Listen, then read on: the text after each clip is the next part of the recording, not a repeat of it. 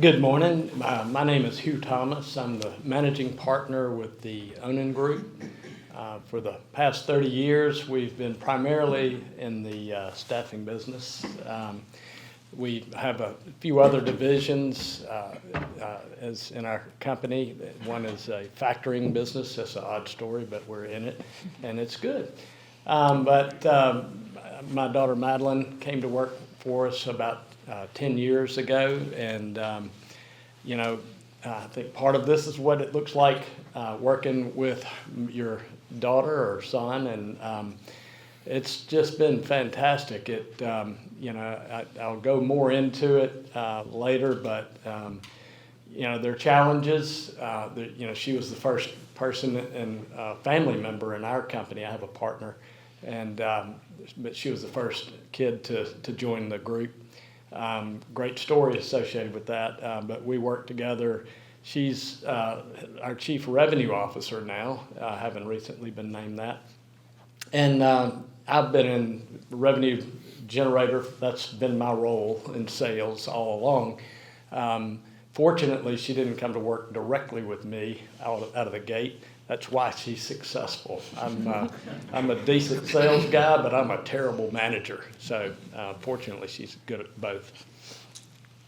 All right. I'm Madeline Bowles, as he mentioned, and I at Onan have kind of holistic oversight over our full business development ecosystem. I run a team that leads the efforts for sales, development, and delivery for our enterprise level clients. And as he mentioned, he's always led the charge from the sales standpoint. He's kind of our master of relationship development, and so we've gotten to work together closely through that, and also through some strategic planning as our organization grows up and moves towards a bigger realm of reach and also second generation. Awesome. Cole Pearson. I'm the oldest son of Harry and Laura. I got to celebrate my 10-year. I'll do personal real quick first before business. 10-year anniversary last week. Have 3 little boys. We go to Covenant Pres right across the street here. But I get to serve as president. Is this on? Yeah. Okay, all right. I serve as president of One Ascent. We exist to empower advisors and investors to deploy faith-aligned guidance, investments, and giving in a way that brings blessing to all and builds the body of Christ. So practically what that looks like is we've built investment products, we've built software products, we've built philosophy, as well as a platform for advisors and their clients to actually integrate faith into what they do in their financial lives, through the planning that they do, the investing that they do, the generosity that can be fostered. And so I get to lead our B2B side of our business, where our customers are other financial advisors around the country. Awesome. When you said this is about faithful fathering, I thought I was in the wrong room if I'm up here speaking. I'm reminded all the time there's only one faithful father, and it ain't me. But I'm blessed to be here, and I'm thankful that the Lord reminds me of my sin on a daily basis. I'm Harry Pearson. I've been married 33 years. I've got four kiddos. Cole's the oldest, as he mentioned. 2 daughters, and then we adopted a little boy. I've got 10 grandbabies, 8 and under, and 3 more will be here in the next 6 weeks. And then Cole and Hannah are adopted, so we'll have 14, 8 and under. Great. So I thought this was a grandparenting class. So I've been in the financial advisory business for 30 years. I was taught by a great firm how to go get a client, serve them, go get another one, serve them. The Lord let me do that very well, and in my 13th year in the business, I heard about this little group called Kingdom Advisors, led by Larry Burkett and Ron Blue. And I went over to my first little conference and walked in the room, and I saw advisors standing up worshiping the Lord, and I was like, man, I've been in church since 9 months before I was born. I love me some worship, but I've never seen faith and work integrated, and it made me nervous. The Lord took us on a journey for a few more years, and 10 years ago, He called me to break away and start a new thing where faith-aligned advisors could be with a group that was about what they were about and have the freedom to integrate faith into the planning and the investments and the giving with their families. So, Harry, I love that, because that's what we're here for. Is for some, you have somebody who's maybe modeled that for you, but all of you are trying to figure out, how do I bring my living and active faith with God into the workplace? So excited to hear more from you on that. Guys, let's talk a little bit about the decision to work together. You know, that was probably a big decision. I'd love to hear kind of how you arrived at that place, and you know, what were maybe the concerns you discussed before going into it, and you know, just thinking about how did it happen? Tell us a little bit of how that came about. Okay. In my case, as I mentioned earlier, Madeline was the first sibling or child among me and my partner to join the group, so I was a little nervous actually when I brought up the concept. You know, I knew I could trust her character, and I knew she was a go-to person. She would be great at whatever she wanted to do. But you know, I'm introducing her to the fold, and I was a little nervous actually.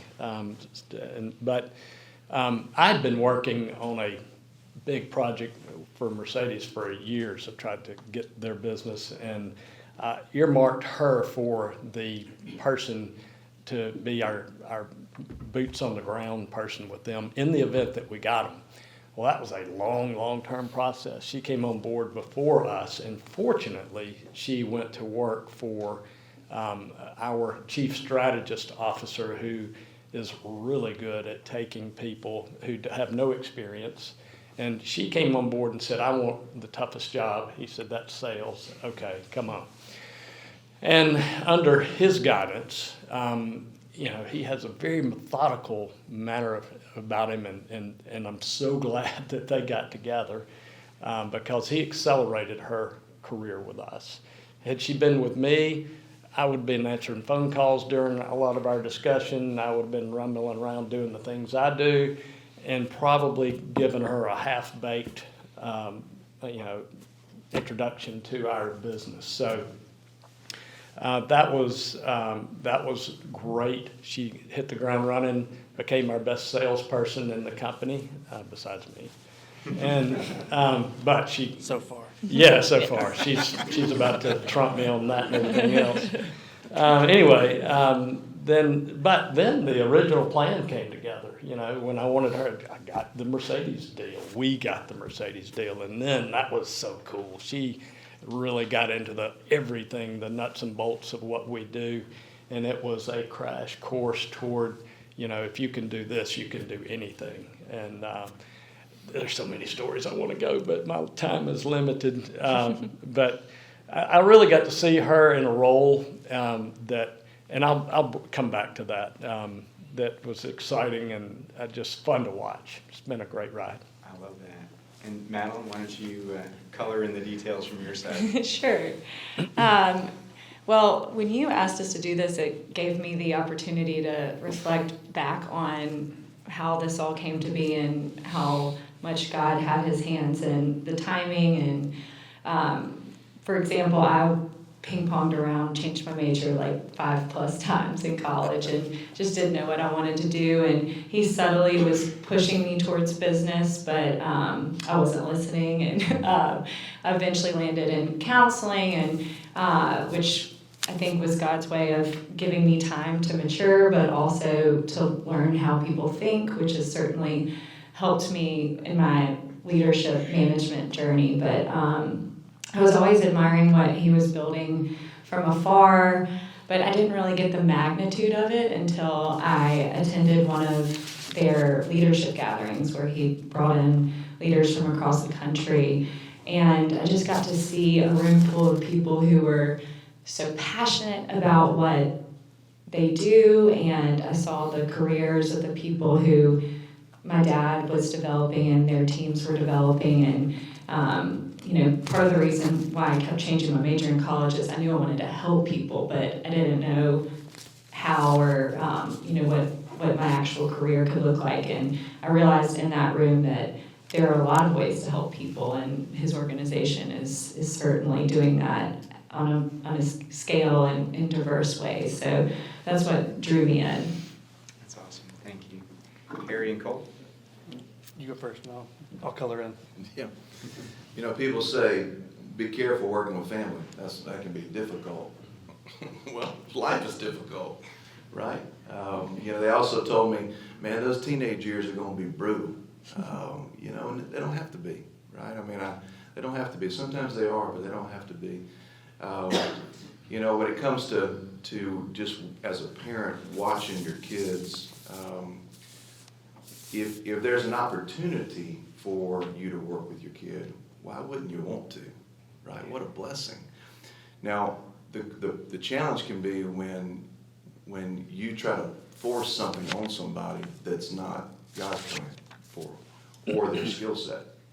But for Cole, you know, he was an easy kid. He did what he needed to do all the time, and it was a blessing to watch him grow. And when I think about concerns or us coming together in the business, when he graduated college, he jumped into finance and he went and worked for a group in Boston. And I was sad that he was going to Boston. His mom and I began to pray desperately, Lord, make it cold up there so they'll want to come home. And by God's grace, it got real cold and they got pregnant. And he'll probably tell a story about calling and saying, hey, do I have a place at 1 cent?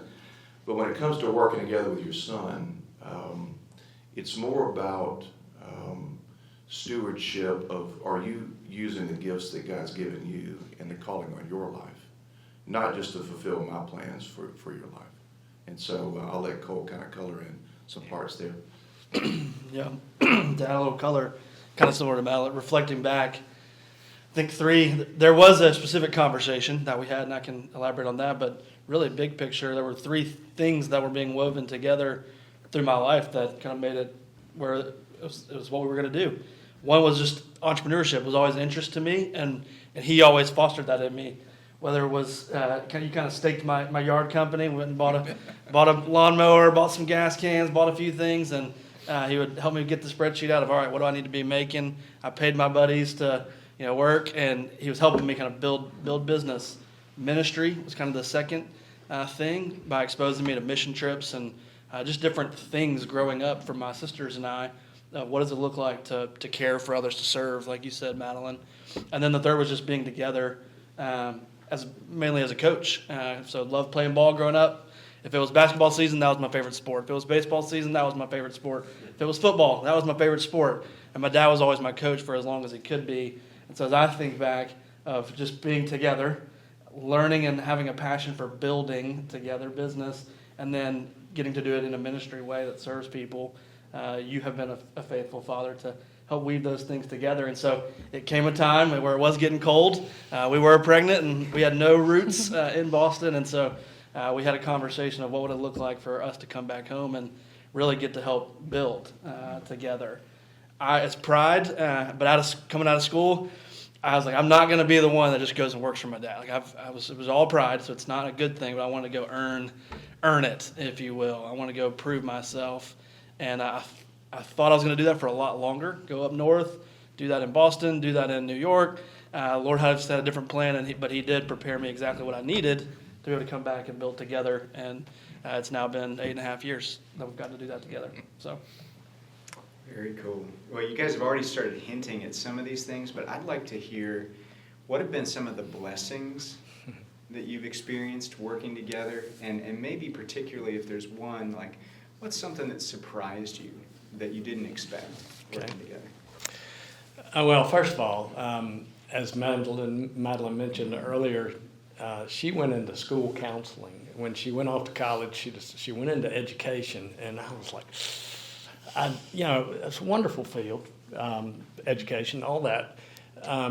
But I just thought she is made for business, and I just hate it. But you can't force decisions, and I always say, let them love it, don't make them hate it. If I'd have said, no, you got to go to business school and blah blah blah, then she would have she probably hated it, from the get-go because I was forcing that. So she went and did her deal and really went up to grad school up at Vanderbilt and worked her tail off in that school. And then she went into it.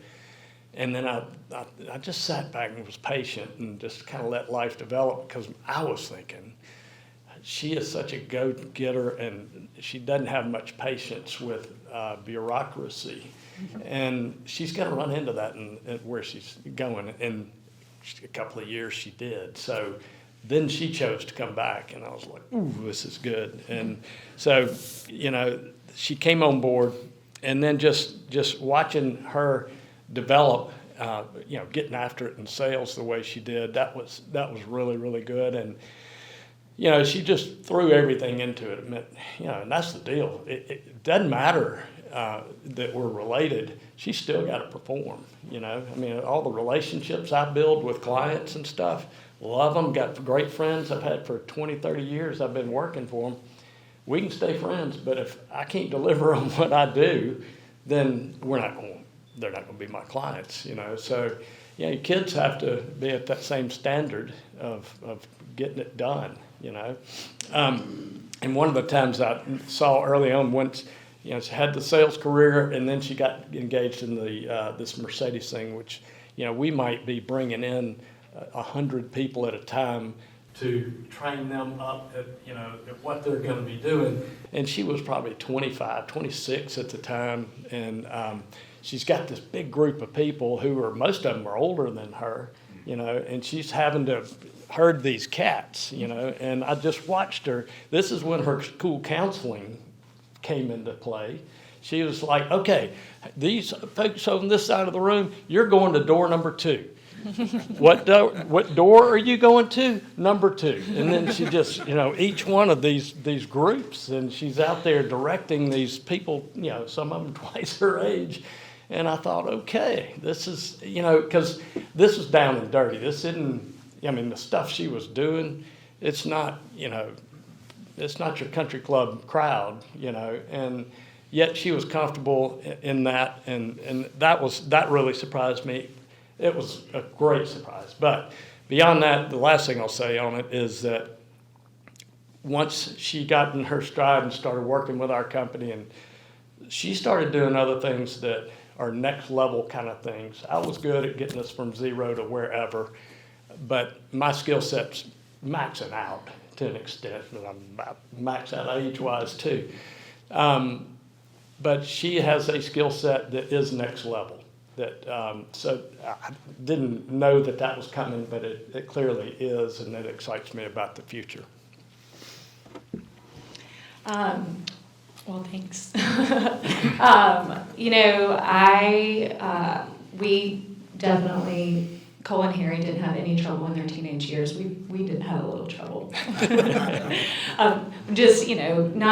We had a lot of things in common and shared interests, but didn't always know how to connect, and very loving relationship, but doing this together has really blossomed our relationship with each other and has truly been one of the biggest blessings of my life. And, I've always admired him, but then getting to see how he works firsthand, see the impact he has on so many people, see how he leads and inspires others with just being authentic and passionate.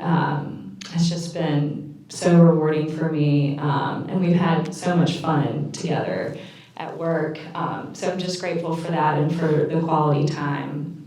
I guess a surprise blessing is he has also modeled for me that it's just not all about work, We can care so deeply about the Onan Group and where we're headed, but at the end of the day, this isn't his identity. His identity is in Christ and in our family, and that's been modeled throughout. I don't look back in the years that they were building the business and he was doing crazy things like picking up workers in a van at 2 a.m. and driving them to a plant. Even in that season, he was present, and I don't remember feeling the where's dad, but now he still maintains friendships and hobbies and pours into our family, so it's been an important thing for me too. Yeah, I would echo that. This isn't the most unique answer, but I feel like there's some profoundness in it. The biggest blessing is time. I think about time that we got to have as a kid, and I think about my own kids. My oldest son is about to turn 8, and pretty close to halfway being done in the time in our house. And he's getting ready to go into 2nd grade, and feels like we're at the very beginning, but actually the time that I'm going to get to have with him is already beginning to kind of slip away. And so one of the biggest blessings is time that we get to spend together. I don't get to spend as much time with my mom. My sisters don't get to spend as much time with my dad. So getting to work together in that time is priceless. Think about our Heavenly Father. One of the biggest things that He wants with us is what? He wants our time and our attention just to spend with Him. And so thinking about faithful fatherhood, there's something to be said for that. So thank you for letting me spend that much time with you, Dad. Yeah, thank you for that. Mine would be what I've learned. Just a couple of things. As a CEO, it's a lonely seat. Everybody thinks it's a certain that you have in your mind what it is, but CEOs, you have to make a call. You have to hold people accountable. You've got to make decisions that sometimes you don't like having to make, right? And you're alone a lot. And so one of the things is trust. I've learned that, not only am I not good at everything, but the Lord's let me be clear that I'm good with vision. I can see it fast, and then I can galvanize people towards something. But I need folks like Cole, God's perfect plan, who has discernment, who I trust to be able to. I'll say, hey, let's do boom, boom, boom, let's do this, and he has the ability to be able to say, hey, Dad, did you mean that? Or were you just ideating right there? If you meant it, let's work through, if we do that, what do we have to turn off? And he can do it in a way through discernment that allows me to hear him and for me to slow up and for me to say, okay, Lord, I know that this is what you're calling us to. I feel like, I believe we can rally the team, but he's got the ability to discern, make good trade-offs, and then make sure it communicates well to our team, which I don't do sometimes. I think if you say it good and passionate, everybody should get it and come on board. And he does a much better job of let's be methodical and make sure we say it 17 times in different ways to make sure people are a part of the decision and not just getting brought along on a ride. So discernment, ability to finish and tenacity to finish things, and trust in somebody that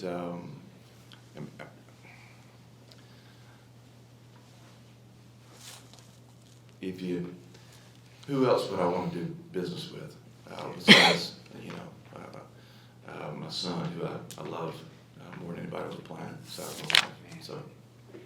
Well, a couple things I heard there that I just kind of want to underline. Number one, Hugh, you talked about Madeline's journey to where she is now. I just want to say to all of you, if you feel like you're kind of stumbling forward in your career and you've tried one thing and it hasn't worked and then you went to something else and you're not sure if you're drifting, just remember this is a huge part where your belief in who God is makes a huge difference.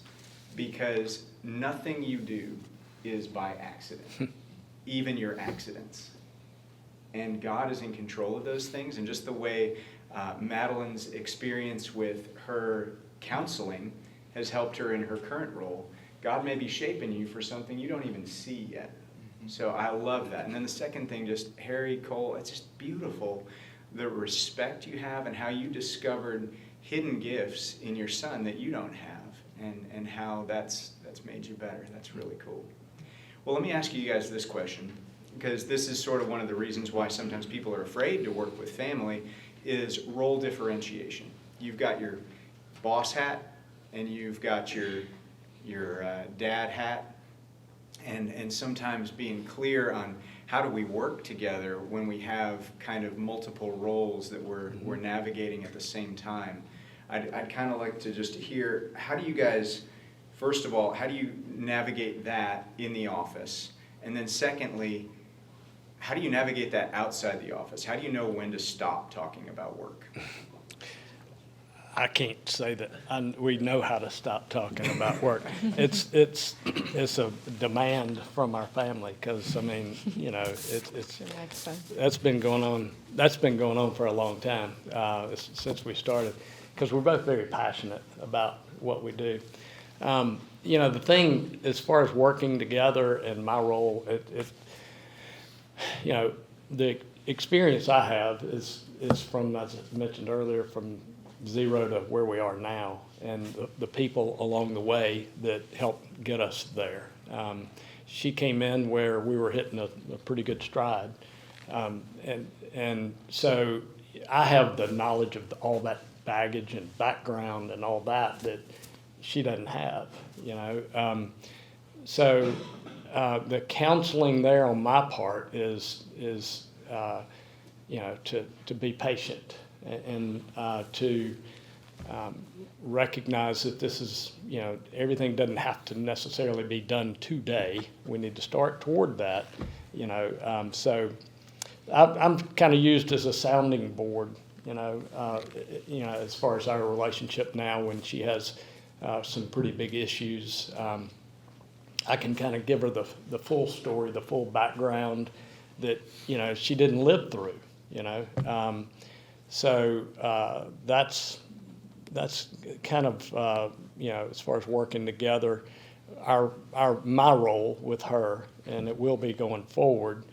The only thing I got on her is experience and age, you know, and so, but that's valuable. You know, gray hair is a reward in some respects. The only thing decent that comes with old age is a little wisdom, you know. The rest of it is pretty tough. But so as far as my role with her going forward and how we do that, that's, you know, I have to be there to be a sounding board and to, you know, keep her from sometimes, you know, just moving too fast on a particular issue. Okay. For us, I mean, I just want to echo what he said. It hasn't been very hard for me to be teachable because I've just got such a level of respect for who he is. And fortunately, we see things the same way. We've aligned on almost everything since working together. One thing I wanted to mention from my vantage point that he's alluded to, I don't remember exactly when this started to happen, but at some point there was a little bit of a shift, and he started looking to me for my opinion. And, you know, I always knew he believed in me, but I felt like we moved into a new realm where we were truly working together and partnering on things. And that changed me in so many ways. It just grew my confidence, and of course at work, but I feel like it had a ripple effect outside of work for me too, which was really, really special. Very good. Well, if you guys would talk to this, also bring up the thing, I know because you guys talked a little bit about it, just with the rest of your family, how you guys deal with, you know, talking about work outside. I didn't invite my husband for a reason because he objected. We always get in trouble. Yeah. Yeah, as far as clear roles at work, you know, it talks about authority and decision-making and those type of things. That's an earned deal. Like, just because you're a son doesn't mean you earn the right to call a shot on something, right? That wouldn't be helpful for him or for me or for the team. So you earn the right by demonstrating an ability to handle certain things. So he came in, he was he ran our investment team, built our models, and then he became the president of investments. Now he's the president of the entire B2B side, right? And so demonstration of how you deal with making decisions, how you deal with authority, how you handle people is earned. And so he's earned that piece. So I'm the CEO and he's the president of B2B. I set direction, but I trust him, as I said a second ago, to speak into and make the trade-offs for that B2B team. And he's going to call the shot on that team. And he's going to be accountable for that shot, right? Because we're stewarding God's business and his people and his resources. And but it's been earned. When it comes to family, this has been a hard thing for us because we do love it so much. I want to be father and son, not CEO and president. So we have to set lunches on our calendar where we say, okay, this is a father-son lunch, right? And so we say, all right, promise here, not talking about business. Okay, Brian, we're not talking about business. Man, we don't make it 15, 20 minutes. we just dive right back into something because we love it. But it is a challenge sometimes because I want to be dad, and talk about other things in life that are important. And so you have to make the space for that, and we're trying to get better at that. That's great. I don't know that I have much to add to that. If we want to get some of the other questions. Okay. Yeah. We'll come back to you. All right, so this question, just briefly, if you guys want to color a little bit more in, this is for Harry and for Hugh. What have you learned about leading your daughter and your son at work? I guess the question I'm asking is, when you have to maybe make a correction or you have to make a difficult call on those times where maybe you don't agree or haven't agreed, how do you navigate that in a way that makes it work out well? Well, the neat thing about having one of your kids engaged in the business is that you can trust them.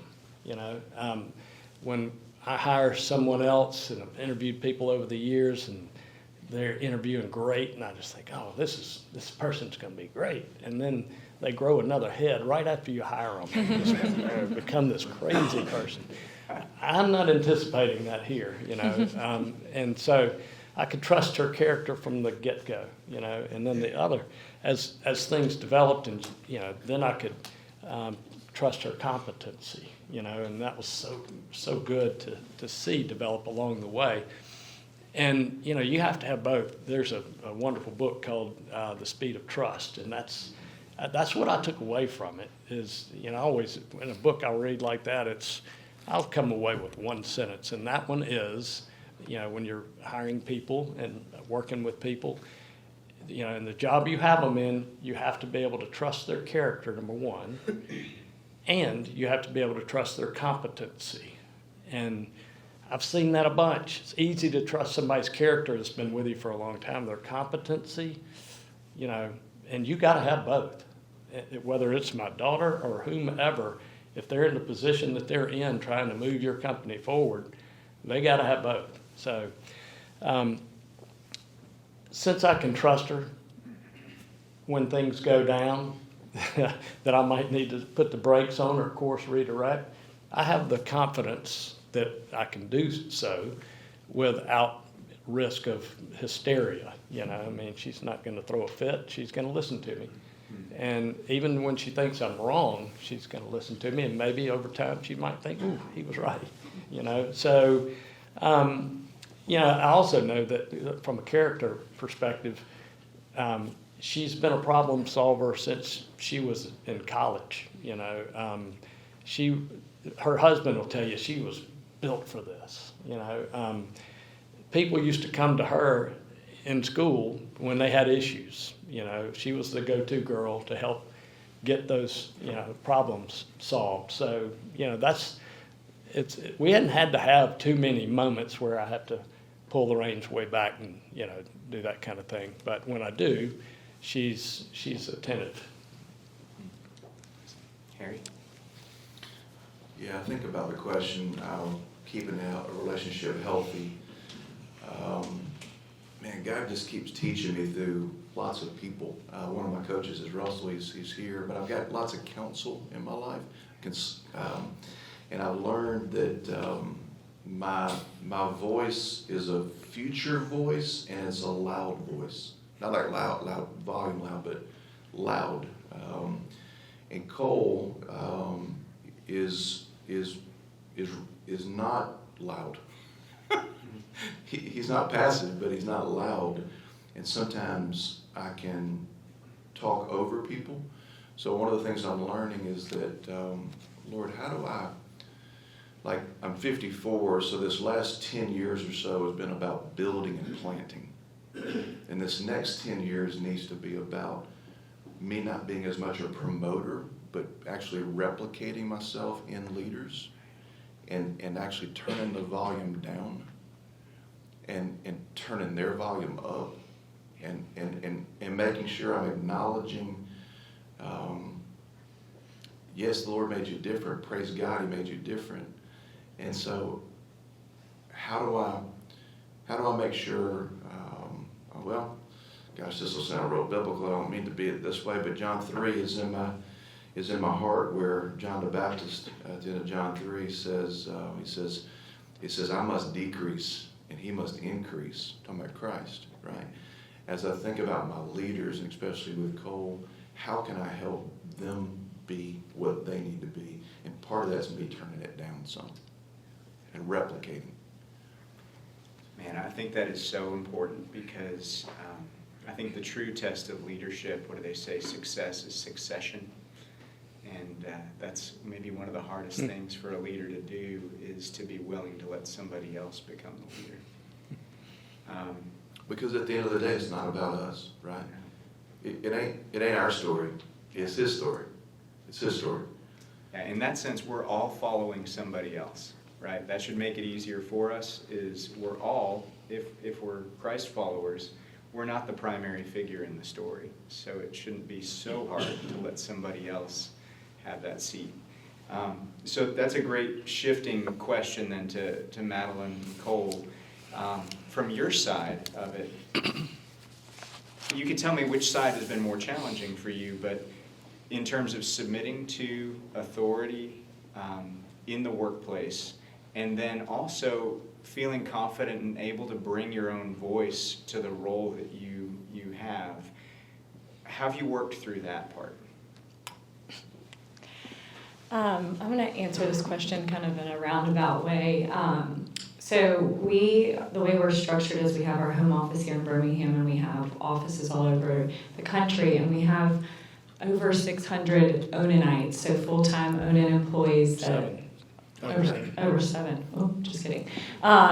So a lot of people, which is a lot of pressure, a lot of people who depend on their livelihood from Onan and who are developing their careers with us. And I've had so many people come to me and say, your dad changed my life. Like, he helped give me this opportunity. I'm making more. I'm doing more than I ever dreamt possible. So, if you take a mental note every time that happens, like, that's cool. I want to be like that. I want to do that for people.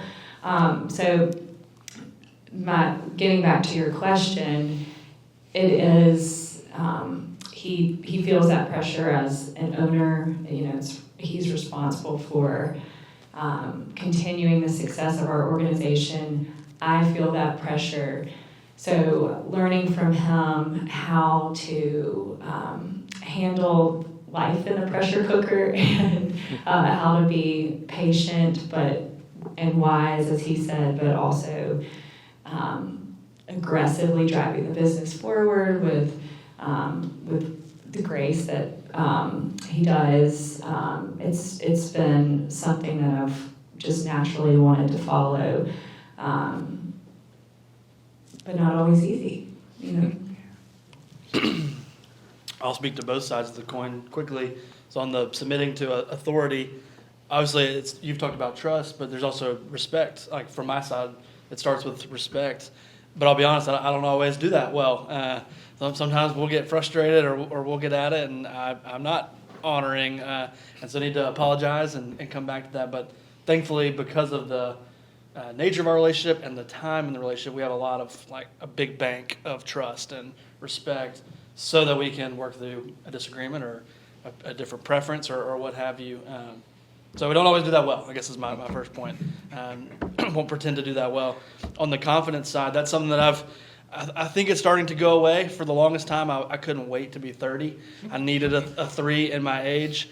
I came back and I was the only team member on the investment side for a while, and I had this big chip on my shoulder. My dad and others did a great job of reminding me of even Timothy and others, don't let anyone look down on you for your youth. I was recruiting people twice my age to come and work for me because I needed to hire the experience. And for a while, I had about 15 or so people kind of under my supervision, and I was the youngest one. So I had this chip on my shoulder of, I'm 26, I couldn't wait to be 30.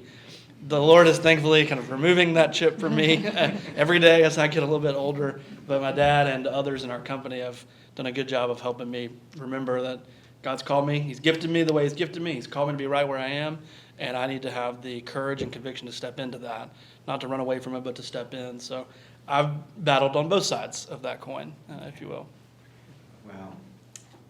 One thing that I've loved, that I've heard from each of you, and I think this is one of the reasons why your relationships work, is that I hear how much you respect each other. I think that foundation of respect and that, like you said, that trust, both character and competency, I think that is so crucial, not just in relationships with family, but I think it's true in really all of work. I'd like to give you one last shot before I maybe open it up for a question from the floor. If y'all have a question, you can think about it. But the last question I'd love to ask is just, is there a scripture that consistently shapes the way you think about, and this is wide open, work, leadership, money, ambition, integrity, relationships? Is there something that you consistently, like a verse that has shaped the way, sort of your professional vision? I'd love to hear what you have to share.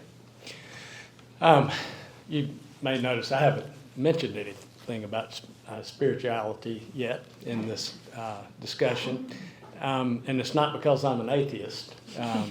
It was by design, because when Rob actually got us together before this meeting just to see if we were going to just be a lead balloon out here. He didn't and but during that, the last thing he asked was this question, and it just kind of dawned on me. It's like, all this time, this is a God thing. This was not me. I'm part of the story, but it was all His doings. I never dreamt that we would be where we are right now as a company. And it wasn't because Hugh Thomas, it's because of me. It was because it was God's plan, which leads me to, first of all, a statement I say a lot is that as far as work, just work like you're in charge, pray like God's in charge. I've always loved that. But I did research a little and just said, okay, I need to be able to answer that question. And so something that Jeremiah 29, verse 11, for me, just strikes me, and that is, says, for what I know, the plans I have for you,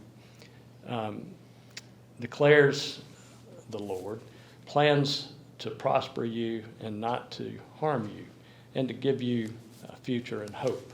So, that just tells me that God was driving this thing, in a beautiful way.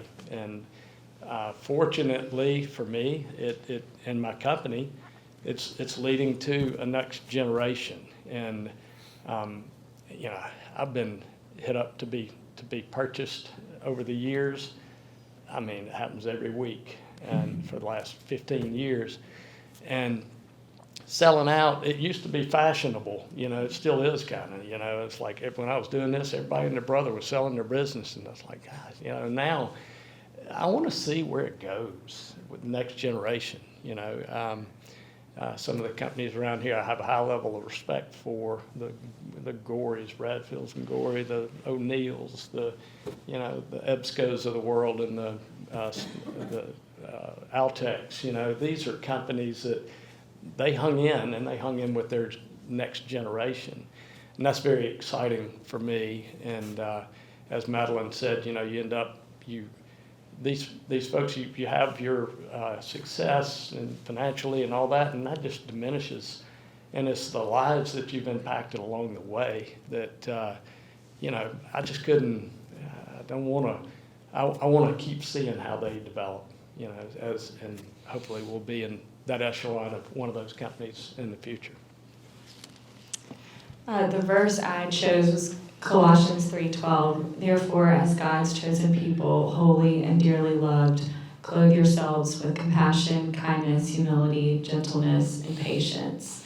And the reason I chose that was it's just a reminder every day to model what Jesus models for us in the workplace, and I constantly fail at that, but I just want to remind myself that I'm one of God's chosen people. I am dearly loved by Him, and that in order to represent Him well, I need to work with compassion, kindness, humility, gentleness, and patience, even when things are difficult. For me, that verse would be Ephesians 2:10. For we are His workmanship, created in Christ Jesus for good works, which He prepared beforehand that we should walk in them. And it does, two words come to mind for me, pride and purpose. So that verse removes pride from the equation, because He created me. I'm His workmanship. It's not I'm all that. He created me, and He created the good things that I get to do. So like it removes and strips pride, which I am prone to. So it's the centering, but also purpose. It gives me purpose, that He made me on purpose. I'm His workmanship. I'm His craft. And He's got things for me to do. So I love that verse. I keep coming back to it, and it helps me with both pride and purpose. Yeah, love that. So I'm a recovering performance junkie. And whether it's in my CEO role, I think it's all my hard work and strategy. It's my dad role. Look how good he turned out with all that. And God puts John 15:5 square in my sight over and over. He says, and in my version it says, Harry, just remember, I'm the vine and you the branch. Whoever abides in me and I in him, he it is who bears much fruit. For apart from me, you can do nothing. You can do nothing. You just a branch, brother. I'm the vine. So in every area of my life, I just have to keep repenting of me thinking it's my hard work and my strategy and my whatever it is. I'm just a branch. So. And I love each one of those verses, but Harry, just closing with that, I mean, the idea is like sometimes we feel like, you've got to be the rainmaker at your work, you've got to bring the vision, you've got to bring, if we're going to use the vine, you've got to bring the sap. But nobody has to bring the sap. Jesus brings that and sustains us and gives that to us. And I find that enormously freeing. If you're a leader in your office, you don't have to feel like it's all on you. There's somebody else that's carrying it with you. I think that's really important. All right, we got time for one question. All right, so, and I know that puts a lot of pressure on whoever raises their hand, but if you've got a question, Ty Dodge. All right, so there's an elephant in the room that really hasn't been addressed yet, and that is, how do you manage your employees looking at you, say you've got a family relationship, that's why you're successful because of your dad. How do you deal with that? Because it's not typically spoken, it's just felt by the people around. I'll take that one. Well, I had the luxury of having a different last name when I started at Odin. And I started at our McCalla branch, and I didn't tell anybody I was Hugh's daughter for a little over 2 years. A handful of people knew, but it got to the point where I felt like I was deceiving my team, and I eventually told on myself. But I felt that pressure so much. to an extreme. I would probably say I didn't want to be perceived as being gifted anything, which made me a little bit of a crazy person in terms of just trying to do as much as possible to be successful. But I still feel that to this day, and I think that now I have a little bit more, I think about it in a more healthy way, and I hope that, I just live out that through work ethic and modeling what that looks like for people, but it's a very real thing. Okay, go ahead, buddy. No, go. I'd say small things done slowly over a long period of time wins the race. And so I told Cole, I said, hey buddy, I'll get you on the bus. I'll get you an opportunity. You've earned that to be on the bus, but you've got to earn the respect of your peers. I can't earn that for you. And so he's built this investment business he was the only one at the time. So small things done slowly over a long period of time wins the race.